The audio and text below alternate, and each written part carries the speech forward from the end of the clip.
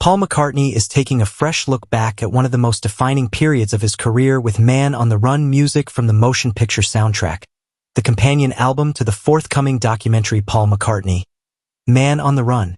Set for release on February 27th, the collection presents a carefully curated and personal portrait of McCartney's creative resurgence during the 1970s, a decade shaped by the aftermath of the Beatles' breakup and the ascent of his band, Wings.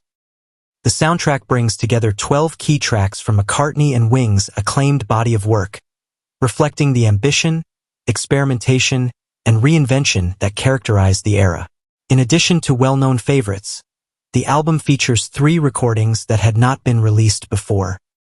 A rough mix of Arrow Through Me sourced from the Back to the Egg sessions, a live performance of Live and Let Die, taken from the rock show concert film, and Gotta Sing, Gotta Dance, which first appeared in the James Paul McCartney TV special. Man on the Run music from the motion picture soundtrack will be issued across multiple physical and digital formats, including a limited edition New York Taxi yellow vinyl pressed at Jack White's Third Man pressing plant, standard black vinyl, CD, and digital releases. Both vinyl editions include a Man on the Run poster, while the album artwork draws heavily on historical influences. Creative direction was overseen by McCartney in collaboration with Aubrey Papowell of Hipgnosis, with design by Peter Curzon of Storm Studios, reuniting the creative team responsible for several of Wings' most recognizable album covers. The soundtrack is released alongside Paul McCartney. Man on the Run, a new, intimate documentary directed by Morgan Neville.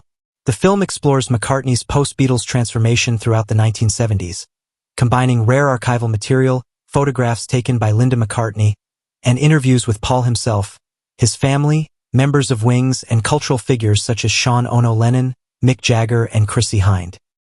Neville frames the story around McCartney's readiness to take daring and sometimes perplexing creative risks, including small-scale tours and experimental ventures, as he sought to step out from the overwhelming legacy of the Beatles and reclaim his individual artistic identity. Neville has explained that over the course of the decade, McCartney shifted from moving away from his past to actively pursuing a new sense of purpose rooted in his own voice, family, and life. He has also noted that the soundtrack reflects this progression, with each song representing a distinct moment in McCartney's personal and creative evolution, emphasizing that music served as his primary means of communicating both with the world and with himself. Man on the Run will begin streaming worldwide on Prime Video on February 27th, and will also receive a one-night-only theatrical screening on February 19, 2026, featuring an exclusive bonus discussion between McCartney and Neville. Together, the documentary and its companion album mark another milestone in the continuing reappraisal of Wings, celebrating a period in which Paul McCartney turned what once seemed unattainable into reality.